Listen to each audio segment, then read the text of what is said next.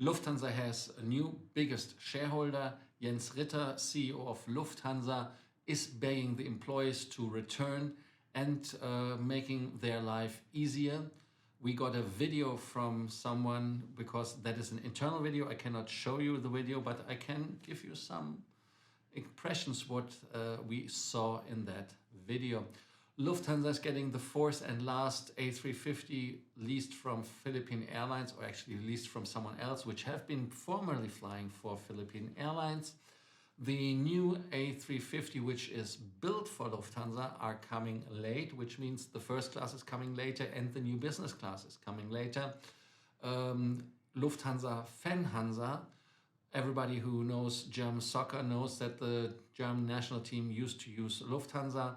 Now they are negotiating about a future contract. All 777-300ER of Swiss are having the premium economy built in. Brussels is canceling flights, or Brussels Airlines. Eurowings is increasing the prices again. And Jens Ritter, the CEO, no, sorry, Jens Bischoff, so many Jenses in the Lufthansa Group, are increasing the prices again, 10%. And dear zone, we have a flight in Lufthansa business class to Prague.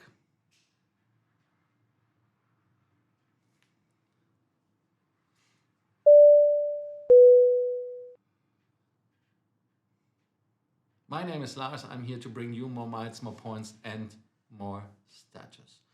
Today's episode, like always, we ask you to subscribe, to hit the notification button, the bell, and of course, leave us a like and a comment. Thank you for doing so. Lufthansa Group has tough times, and they have a new investor. Mr. Kühne, and his full name is in Germany very well known. He is a former owner of HSV. I don't know, maybe he's still the owner of HSV, but he was there very prominently and vocal. And Mr. Kühne has taken with his Kühne Aviation, KA is the abbreviation, now 15.1% of Lufthansa. And so they are now the biggest. The second biggest or major shareholder would be the German government. They are only having 14.1%. So what to do with it? Nothing. It's just that Kühne und Nagel, maybe you know it, it's a shipping company, are investors and owners of the Hamburger container shipping company Hapag-Lloyd. They are trying to get synergies with Lufthansa. Of course, Lufthansa is interesting for any cargo company. They made so much money during the pandemic that they don't know where to put the money. And he's now increasing his influence on Lufthansa. He's looking for a seat in the advisory board. MSC, that is the company which is trying to get together ITA with Lufthansa. So that is kind of interesting. And I think it makes sense when you see what with the cargo happened. But on the other side, you have always to see that cargo is a problem, because in Frankfurt, cargo is stopped. They do not handle cargo anymore at the airport, so they had to move to from Frankfurt to Munich. The next topic is kind of an interesting topic, in my opinion, as well, because Lufthansa is battling the staff shortage. The staff shortage was on the horizon already in April, and I don't understand why airlines are having these problems right now, but Jens Ritter, the Lufthansa CEO, is begging the employees to come back or to stay at least for Lufthansa. For us as passengers, it's not so interesting, but as we are always interested in the well-being of the cabin crew, because the well-being of the cabin crew is our well-being, we maybe have an idea why they are not so happy to work. And now Lufthansa changed a little bit the situation. What they are doing is that the crew meals are for free again. Yes, crew meals are for free. It used to be that you could order crew meals and you had to pay for it. It's not that the crew was suffering or starving on board, because there were crew boxes, and these boxes were having small things like snacks, fruits. Then it had other things in it, bananas. That is what I saw. So little snacky stuff, and of course not so healthy. It's not like with Qatar Airways where they employ someone who is there to check on the dietary needs of the cabin crew and make sure that it is healthy. But now they are paying it from Lufthansa again, that you can order it. And what is important as well is shuttling is taken care of by Lufthansa. What does shuttle mean? To shuttle means that Lufthansa employees are not living in Munich or in Frankfurt, but their base is in Frankfurt and Munich. So when the flights are departing from Frankfurt or Munich, they have to be there. But when you're coming from Hamburg, when you're coming from Berlin, and you have to fly from one of those airports, it's quite expensive. But Lufthansa is paying it not in the future for every day, but they pay it, I think, end of July. That was said in the video. And they have negotiated rates. For example, the Steigenberger charges 56 euros for cabin crew, just that you have an idea. Lufthansa is paying that as well for the time being. And Lufthansa is begging that people are coming back. Another topic is not all cabin crew who are working for Lufthansa are licensed anymore. So it happened that their licenses are not valid, so they cannot fly. But those are asked to work at the front line at check-in or so. Kind of interesting, huh? But there is a shortage as well. Yeah, what should we say? It's good. It's not that I'm complaining that Lufthansa is now paying it. I think it's a good thing that Lufthansa is paying it because it means taking care of the employees. I think that should be always the case that they're paying for it because, hey, life is getting more expensive, and for cabin crew that is a big block. Imagine even when you pay 56 euros, when you have an early morning flight and you have it twice a week, 100 something euros 4 times a month, that is a lot of money. So I think that should be taken care of by the company and make the job even more desirable as it is right now. What for us people as passengers is more desirable is the new business of first class. The business class, there we have a little sunshine that we see when it comes to the new aircrafts which formerly have been flying to Philippine Airlines. The number 4 is just coming from Shannon to Frankfurt. Why is it interesting? Because when it came from Shannon, there is the facility which is in charge of painting. Yeah, they can do painting, and this aircraft is now in the colors of Lufthansa. The interior will be changed, not big things. It was just accessories changed, and they changed some color settings of the seat so that the seat looks a little bit more Lufthansa stylish, but in the end of the day, it is the seat from Philippine Airlines. The good thing is every seat has access to the aisle. Sorry for that. Then another thing which is, in my opinion, important as well is that now 4 aircrafts are in the air, and when you're flying from Munich, the 4th one will go to Munich when it's done the retrofitting in Frankfurt, they're going mainly to Canada. So that is when you want to fly with them, the destination where to find them. 350s which have been built for Lufthansa should have come 2023 with the new first class. Yeah, it's not a first class in a sense of 8 seats. It's just 4 seats. It's a row with a suite with a door. It would be a new product. They call it a high luxury product. I'm really looking forward to see it with the closable doors. I think there are some airlines now who have doors which can be closed even in business class. So let us not making too many jokes. But this aircraft will have the new business class as well, the new Lufthansa business class. But these aircrafts are delayed until end of 2023. This new seat should come in the new 787 Dreamliner of Lufthansa. By when is it coming? This summer. And summer is ending September. Huh? So we have just July, August, 2 months and a little bit. So let us see if you get there the new seats in business class earlier than in the A350. Interesting. Hopefully the 787s are coming because they were promised already for last December, promised this summer, so hopefully it's coming.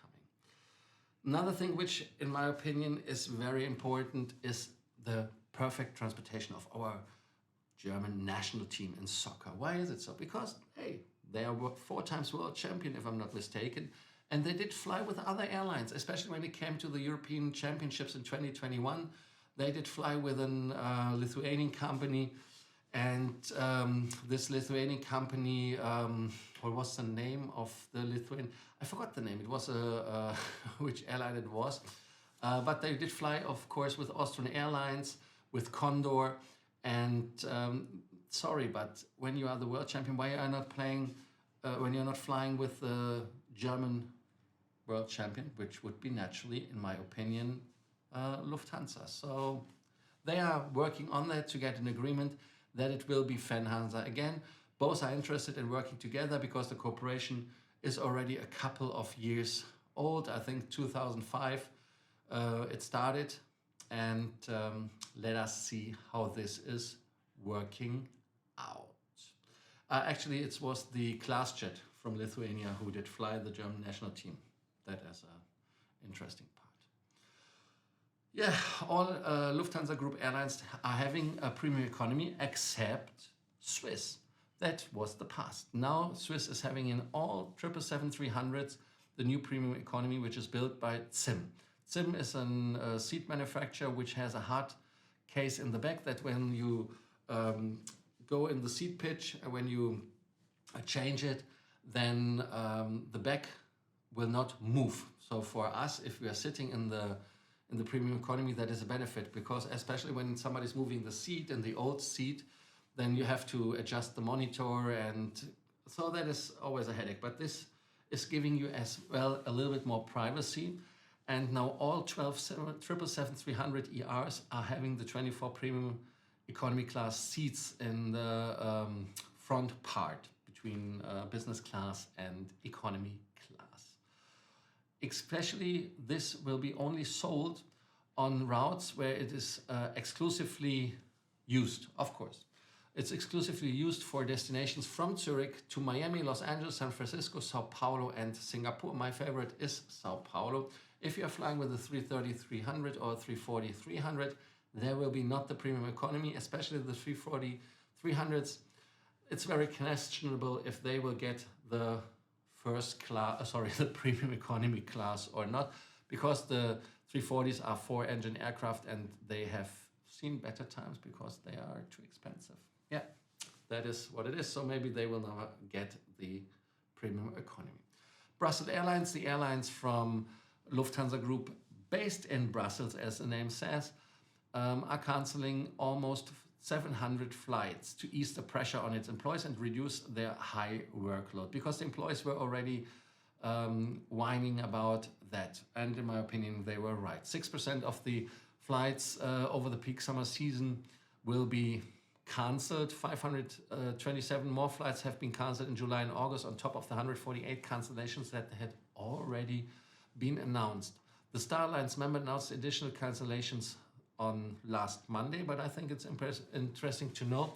Unfortunately, they didn't qualify which flight it is, and we will see if that is the last time that they did cancel flights. I'm pretty sure that this will not be the last time that they cancel flights. But what should we do? Nothing. That is how it is. Every time when you have a summer flight plan, you will have a winter flight plan. And as winter is coming, very clearly, airlines are now preparing for the winter flight plan. Lufthansa's daughter, Austrian Airlines, is preparing for the winter as well. They have new destinations in the flight plan from 11th of January to 25th of March. They will fly to Keflavik in Iceland. Then they will fly to Tromsø in Norway from mid-December to end of March 2023. And they will fly, of course, to the Pearl of the South. And Marrakesh is again back in the flight plan. So it's an interesting move with the flight plan that they're flying to Marrakesh, but other destinations that they are already flying in the summer: Nepal, Valencia, Florence, are still in the winter flight plan. Other destinations are, of course, to, yeah, you can say Hola Mexico, because they're flying to Cancun, but they're flying as well to Bangkok, it will be daily to Bangkok, of course. And when you see that the airline CEO is very happy about the bookings, the airlines know very well that the bookings are increasing and that they need stuff. What they know as well is that they need money. And Eurowings plans a fare increase as well again. According to the low-cost carriers managing director Jens Bischoff, who had an interview in Der Rheinischen Post, which is a newspaper in Germany, the economic of scale have tipped too significantly. They is not in favor of the aviation industry, which means that Eurowings facing cost increase of 100 million. Can you imagine 100 million at minimum? Current fare prices are already approximately 10% more expensive compared to the prices in 2019, and then there comes an additional 10%. And he said flying is becoming more expensive and must also become more expensive for consumers. Economically and ecologically, it did not make much sense for aggressive competitors to paint a false price of our industry, which airfares the price of a cinema ticket. Yeah,